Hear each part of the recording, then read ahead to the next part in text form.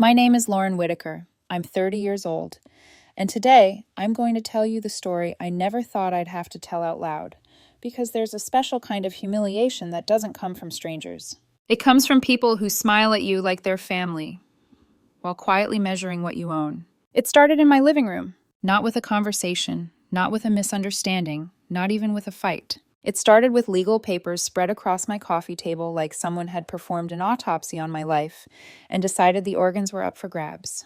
I remember the exact way my fingers trembled as I stared at Nathan's mother, Linda, standing in front of my bookshelf, uninvited, unwanted, holding documents like weapons while wearing a face that could pass for kind in public. "It's not personal," she said, voice soft as whipped cream. But her eyes didn't match. Her eyes were sharp, hungry, certain. "That beach house should belong to the family," she continued, as if she were explaining something obvious to a child. "Not just you two." I remember hearing myself answer before I even felt my own courage rise. "We bought it with our own money," I said. "Money we earned, money we saved, money we worked ourselves sick for." Linda didn't flinch. She never did when she was cornered. People like her didn't corner easily. Robert, Nathan's father, sat on my couch as if he paid the mortgage. He didn't look guilty. He looked comfortable, like my home was a waiting room and I was late for my appointment. Nathan wasn't home yet. He was still at the hospital. And the worst part? They had let themselves in because they still had a spare key. Because to them, family was never an emotion. It was access. It was ownership. It was a word you could weaponize when you wanted something. But before I tell you how I watched Nathan's face change when he finally walked through that door and saw his parents sitting there like landlords, let me take you back to the beginning, back to when I still believed this whole nightmare was impossible. I met Nathan 3.5 years ago at a pharmaceutical conference in Phoenix. He was presenting research on immunotherapy treatments. Brilliant, calm, the kind of man who didn't need to raise his voice to command a room. I was there representing my hospital's oncology department, carrying a tote bag full of brochures, cheap pens, and the kind of exhaustion you can't fix with sleep. We met the way adults always seem to meet in stories that start out clean, by complaining. The conference bagels were stale. The keynote speaker was running 40 minutes behind. The coffee tasted like burnt regret. Nathan and I ended up standing next to the same sad tray of pastries, and he said, "If I eat this, will my immune system sue me for negligence?" I laughed, too loudly, too honestly, and something in his face softened, like he was relieved I was real. We talked for the rest of the break, then for the rest of the day. By the end of the conference, we were walking outside into the dry evening air, the city lights turning the sky a hazy orange, and he said almost casually, "Can I take you to dinner? Real food, not lab-grade carbohydrates." That was Nathan, always precise, even in his jokes.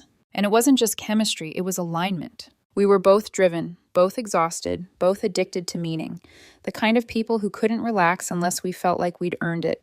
When you spend your days watching illness rearrange families, you learn to crave steadiness.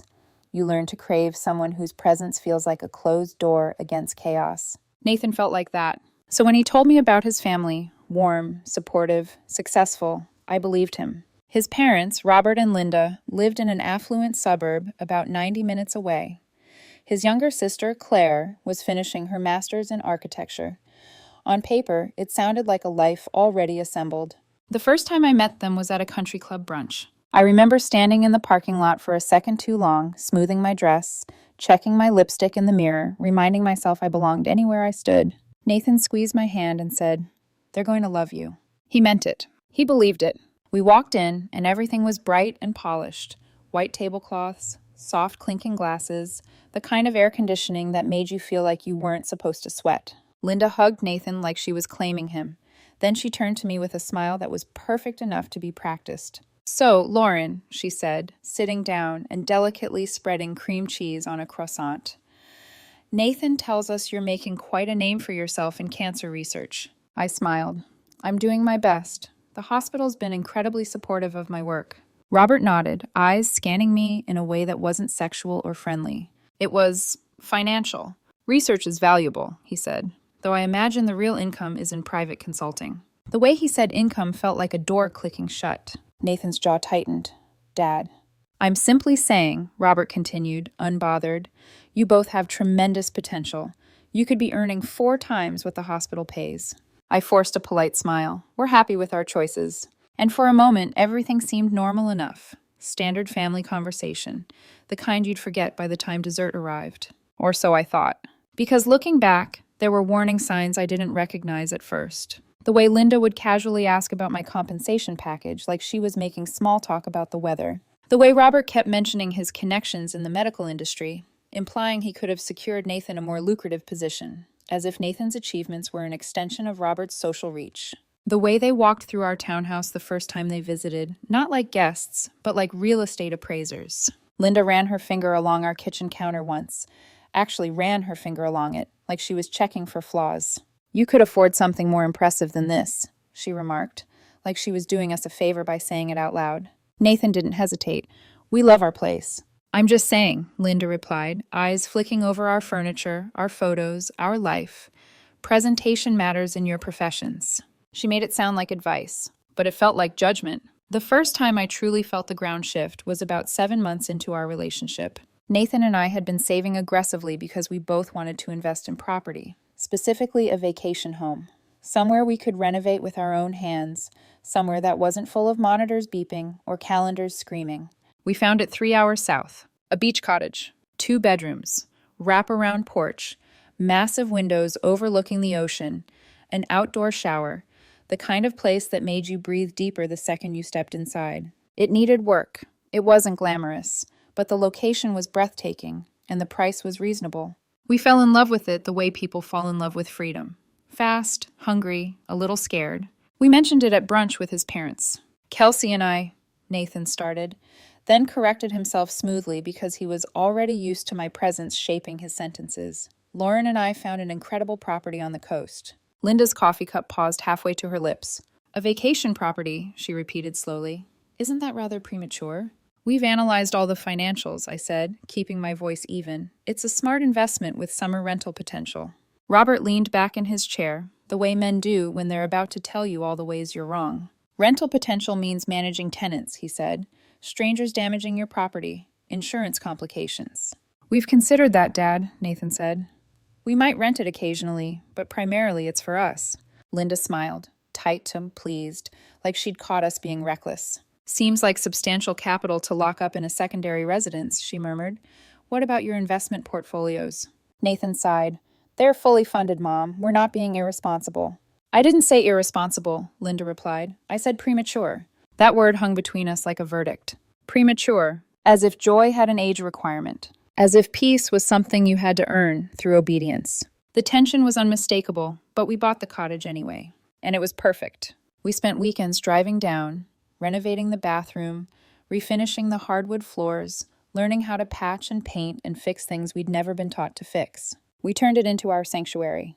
There were nights we slept on an air mattress because we hadn't moved the bed in yet, and Nathan would lie beside me in the dark, ocean wind whispering through cracked windows, and he'd say, half asleep, "This is ours." Ours. Not family's. Not borrowed. Not owed. Ours. That's the part Linda and Robert could never tolerate, because complications emerged almost immediately. Not requests. Expectations. Linda would call while we were unpacking groceries, Nathan on speaker, her voice floating through our kitchen like perfume you couldn't escape.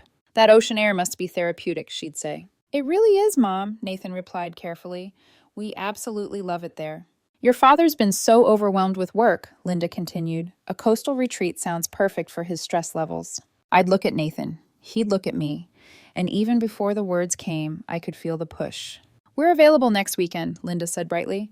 "Actually, we could drive down Friday afternoon." Nathan glanced at me. I shook my head slightly. "Next weekend doesn't work for us, Mom," Nathan said. "Oh?" Linda's voice sharpened beneath the sweetness. "Why not? We already have plans." There was a beat of silence, just long enough to feel intentional. "Plans at your cottage?" Linda asked, like she was laughing, like she couldn't possibly be offended. "Surely there's room for family."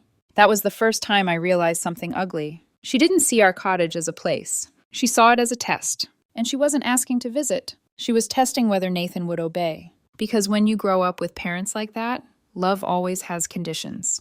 And boundaries always come with punishment. I didn't know yet how far Linda and Robert were willing to go. I didn't know they were already building a story where every birthday gift became a debt. I didn't know they were the kind of people who could smile at you over brunch and later hand you a lawsuit like it was a family tradition. All I knew was this. The beach cottage was the first thing Nathan truly owned that wasn't filtered through his parents' control. And Linda could smell that. She could smell independence like smoke, and she hated it.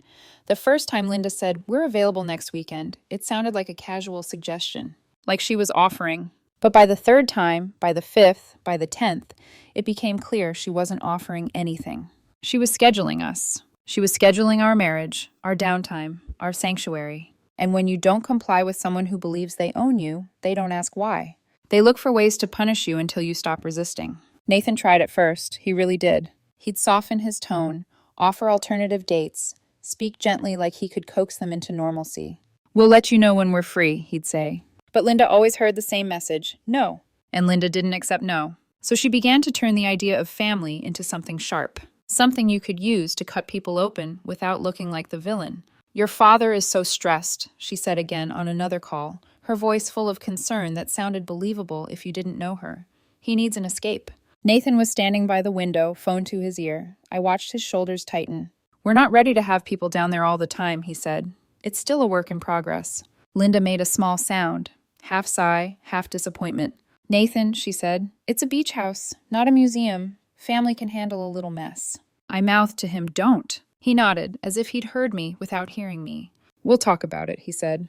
And that was how it happened. Not with one dramatic surrender, but with 1,000 tiny compromises that felt harmless in the moment. The first visit, when it finally happened, was exhausting in a way I still have trouble describing, because no one screamed, no one slammed doors, no one insulted me directly. Linda didn't have to. She just walked through our cottage like a building inspector, cataloging everything with her eyes and turning her opinions into facts. "This furniture seems rather casual," she observed, standing in the living room with her arms folded. "It's a beach cottage," Nathan said. "That's the aesthetic." Linda smiled like a teacher humoring a slow student. "And only one full bathroom," she added. "What about when you have guests?" "There's an outdoor shower," I offered, trying to sound friendly. "It's actually—" "Outdoor," Linda repeated, eyebrows lifting. "So, rustic." Robert hardly spoke at first. He didn't need to. His silence was its own judgment. Then he began to circle our renovations like a hawk. "You did this work yourselves?" he asked, tapping a baseboard with his shoe. "We did," Nathan said. "It's been fun." Robert's mouth tightened. "Should have hired professionals. Could impact resale value." "We're not planning to sell," Nathan replied. Robert gave a short, humorless chuckle. "Plans change," he said, as if it was a prophecy. "You should always consider exit strategies." Exit strategies. For our cottage. For our relationship. For our marriage that didn't even exist yet. That weekend didn't feel like family. It felt like an audit. When they left, Nathan stood on the porch, watching their car disappear down the sandy road. The ocean behind him was loud, but his silence was louder. "I'm sorry," he said finally. "They're thorough." "That's one word," I said carefully. He exhaled, rubbing his face like he was trying to wipe off the whole experience. "They've always been like this," he murmured. "Nothing's ever quite adequate."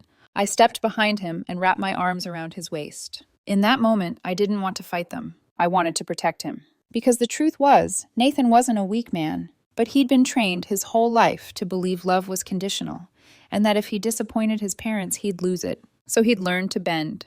And bending became his reflex. 9 months later, we got engaged. Nathan planned it thoughtfully. No flashy surprises, no public spectacle. We designed the ring together, something simple but elegant, a stone that caught the light in a way that felt like quiet confidence rather than loud wealth. We decided to tell his family in person at an upscale Italian restaurant downtown. Claire was there too, and I remember feeling relieved the second I saw her face, because Claire was warm, genuine, the kind of person who looked at you like a human being, not a competitor.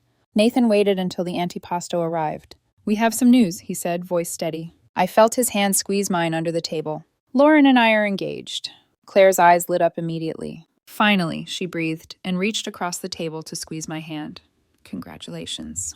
For a second, my chest loosened. Then I looked at Robert and Linda. They didn't smile. They exchanged a glance, quick, sharp, private, like two people silently agreeing on a strategy.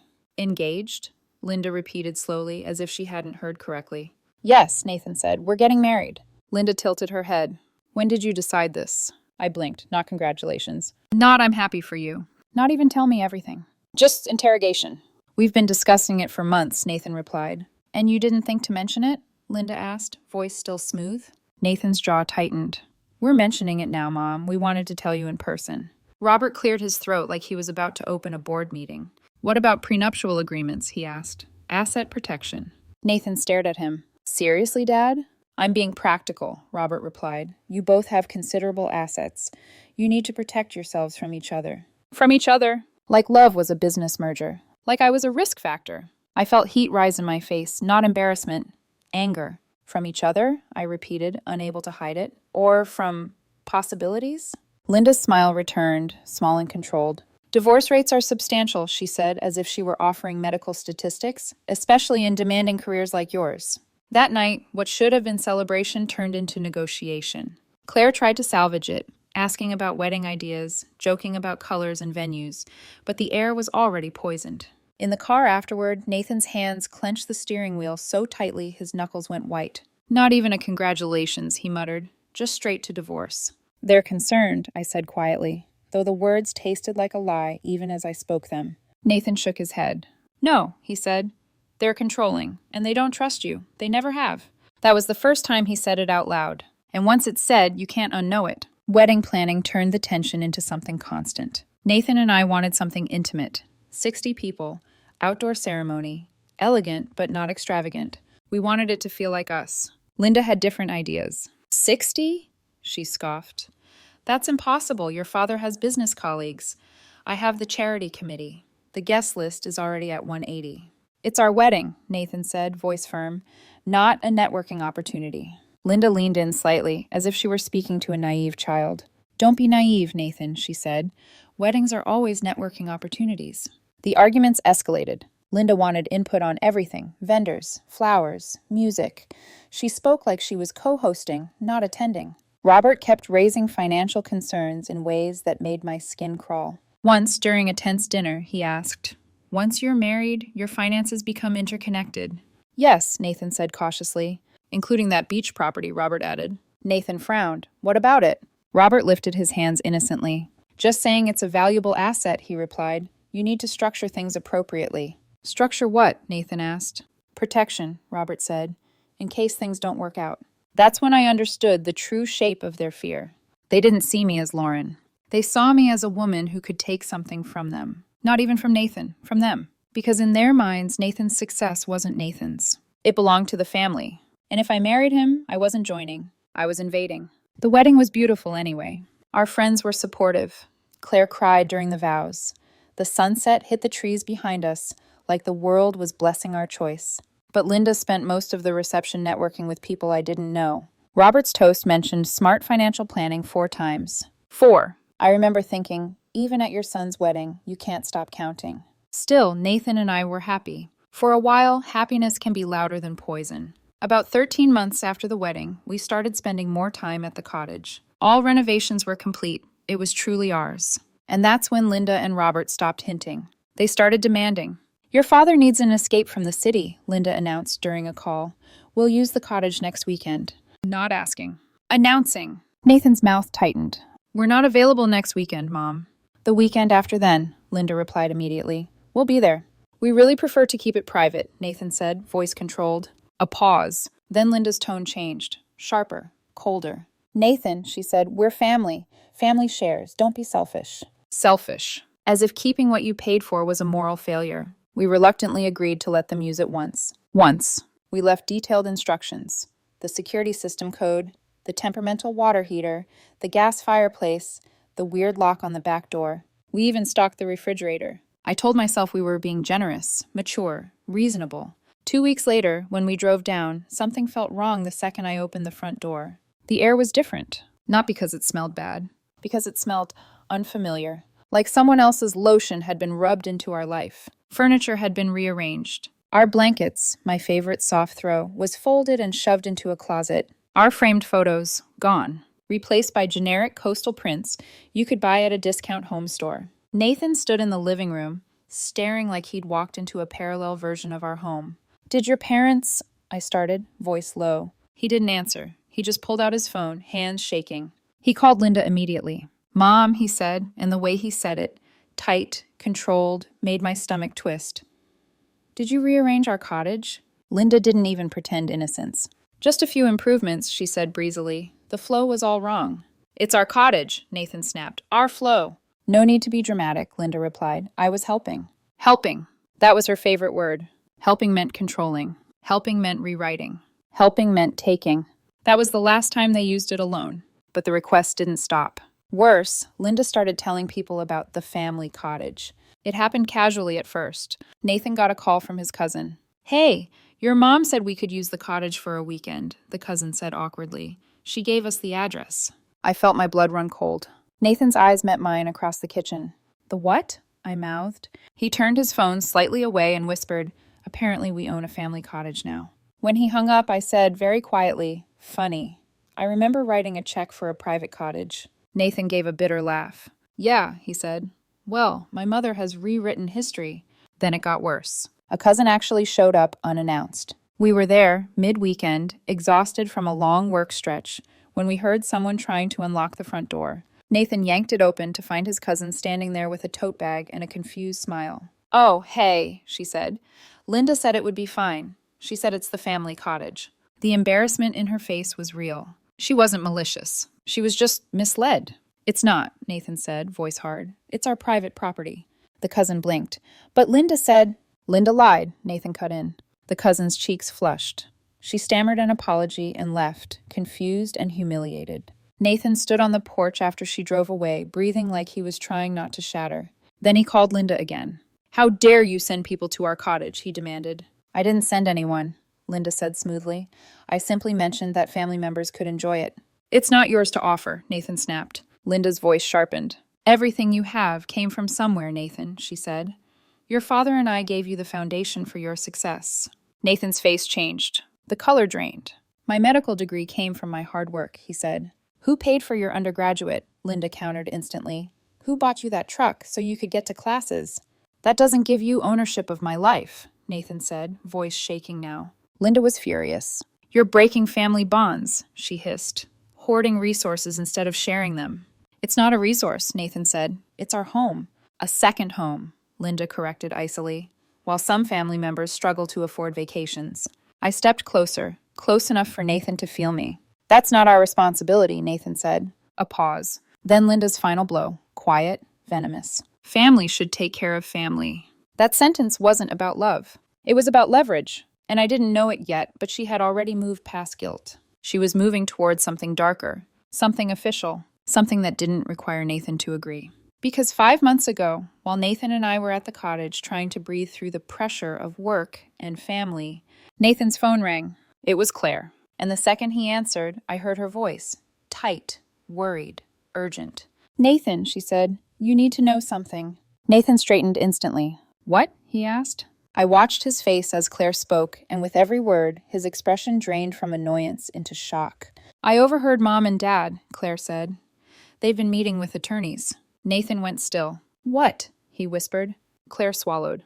They're trying to claim partial ownership of your cottage. My stomach dropped so hard it felt like my body forgot how to stand. Nathan's eyes met mine, wide, disbelieving. And in that moment I realized, all those concerns, all those questions about finances, all those comments about assets and protection, they weren't noise. They were groundwork. They weren't offended by our boundaries. They were preparing to destroy them. For a few seconds after Nathan hung up the phone, neither of us spoke.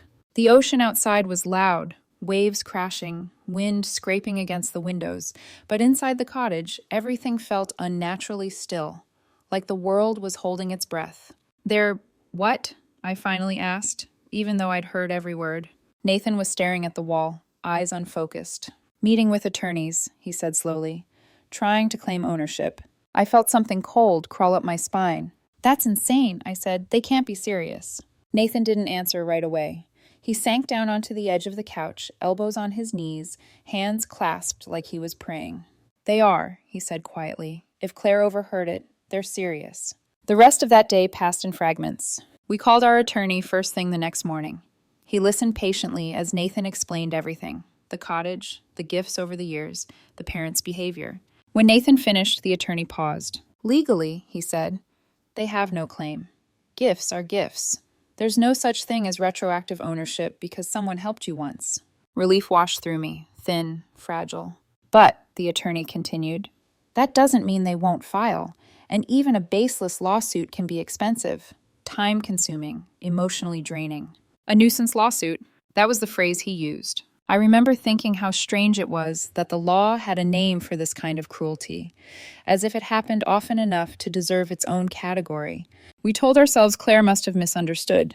We told ourselves Linda and Robert were dramatic, but not unhinged. We told ourselves this would blow over. 2.5 weeks later, I was proven wrong. I was home alone when the doorbell rang. I assumed it was a delivery. Instead, a man stood there holding a thick envelope, his expression neutral in the way only people delivering bad news know how to master. Lauren Whitaker? He asked. Yes? You've been served. The words didn't land immediately. They floated, detached, like dialogue from a movie I wasn't in. Then he handed me the envelope and walked away. I closed the door and stood there, staring at the papers in my hands. My heart started racing so hard I thought I might pass out. I sat at the kitchen table and opened the envelope. There it was. Robert and Linda's names. Legal language. Percentages. They were suing us. 25% ownership of our cottage. The justification? Parental investment. I called Nathan immediately. Your parents are suing us, I said. What? His voice cracked. I'm holding the papers, I said. They want 25% of the cottage. They're claiming everything they ever gave you was an investment. I'm coming home, he said instantly. We read through the lawsuit together when he arrived, sitting side by side on the couch, the documents spread between us like something diseased. They'd listed it all. Birthday gifts, partial tuition help, the down payment on his old truck, meals they'd paid for, support they'd offered. They framed it like a portfolio, a lifetime ledger. Every act of parenting turned into a line item. They can't be serious, I whispered. Nathan's face was white. They are, he said. They've been keeping score. He called them immediately. I sat beside him, my hand gripping his arm, listening on speaker. You did what? Nathan demanded the second Linda answered. You're suing us? Linda's voice was calm, too calm. It's not personal, Lauren, she said, using my name like a courtesy. That beach house should belong to the family, not just you two. We bought it with our own money, Nathan snapped. Money we earned. Money that should have secured the family's future, Linda replied smoothly. Robert's voice joined in, low and firm. Your father and I have rights to that property. You have zero rights, Nathan said. Get out of our house. Because yes, they were in our house. They'd used their spare key while we were both at work. They were sitting in our living room, my living room, with their legal documents spread across our coffee table like they were hosting a meeting. I don't remember grabbing my keys. I don't remember the drive. I remember walking into my home and feeling like an intruder. Linda was perched on the edge of the couch, legs crossed, papers neatly stacked. Robert sat back like he owned the place. How dare you break into our home? Nathan shouted. Robert looked genuinely confused. We have a key, he said. We're family. Give it back, Nathan said. Now. Nathan, Linda said, standing. Let's discuss this rationally. You're suing us, Nathan snapped. There's nothing rational about this. We're protecting our investment, Linda said calmly. Every dollar we gave you, every sacrifice we made. Your return? I asked, stepping forward before I could stop myself. Linda turned to me, her smile thin. Gifts, she said, with the expectation of family loyalty. Nathan's hands were shaking. You don't own me, he said. You don't own my marriage. You don't own my home. Linda's eyes hardened. You hoard assets and shut us out, she said. That cottage could benefit the whole family. Get out, I said. Linda looked at me like I'd slapped her. You don't understand family, she snapped. I met her gaze without flinching. I understand trespassers, I said. Leave, now, or I call the police. For a moment, I thought she'd push it, but Robert stood, straightening his jacket. We're leaving, he said curtly. At the door, Linda paused. Think about Claire, she said softly.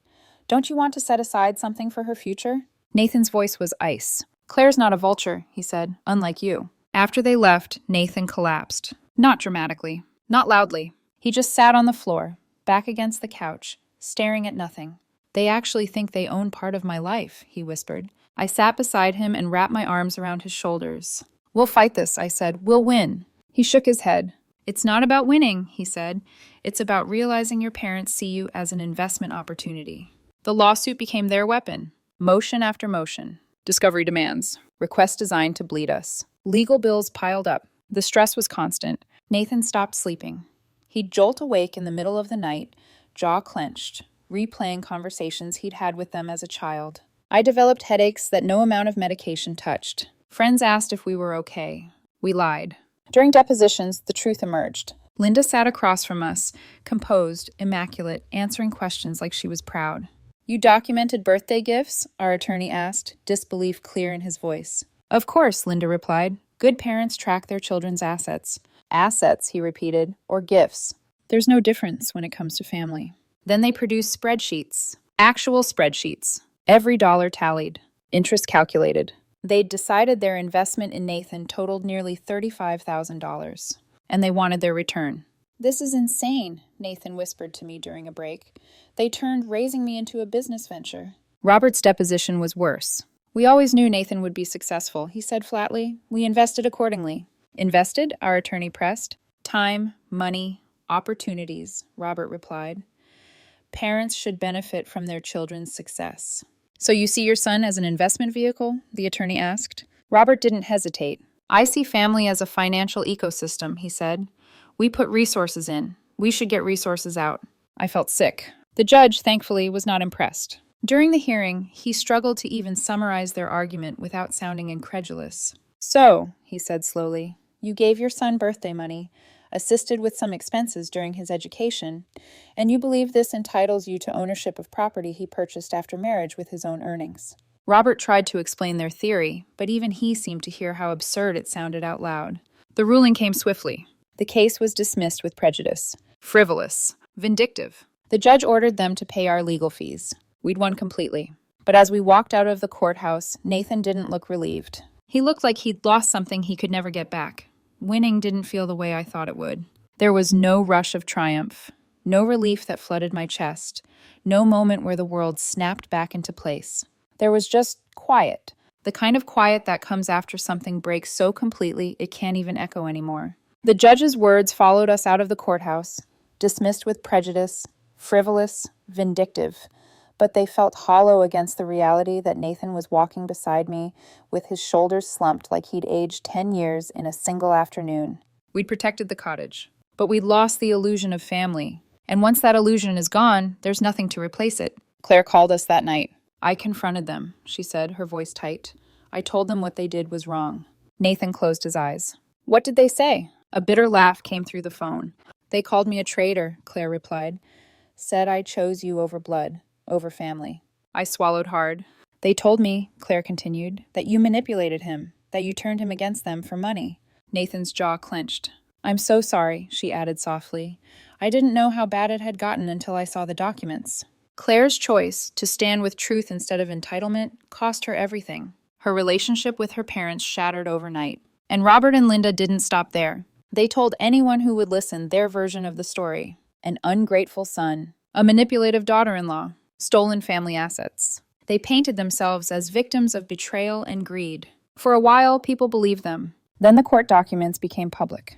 The spreadsheets, the depositions, the words investment return and financial ecosystem attached to the act of raising a child. Relatives called us in shock. Friends reached out, apologizing for believing the rumors. The truth had teeth, and it bit hard. The fallout was brutal for Robert and Linda. Legal fees drained their savings. Robert had to postpone his retirement. Linda sold her Lexus and bought a Honda, something she'd once scoffed at.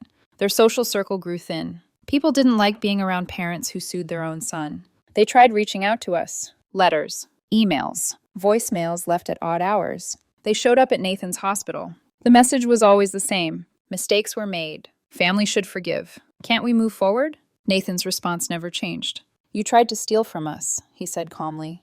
There's no forgiveness for that. Claire eventually moved to Seattle. I can't watch them destroy themselves, she told us over dinner one night. They're consumed by bitterness. She was right. The stress, the financial loss, the total estrangement from both children. It ate away at Robert and Linda's marriage. Last we heard, they blamed each other for pushing the lawsuit. Resentment replaced partnership.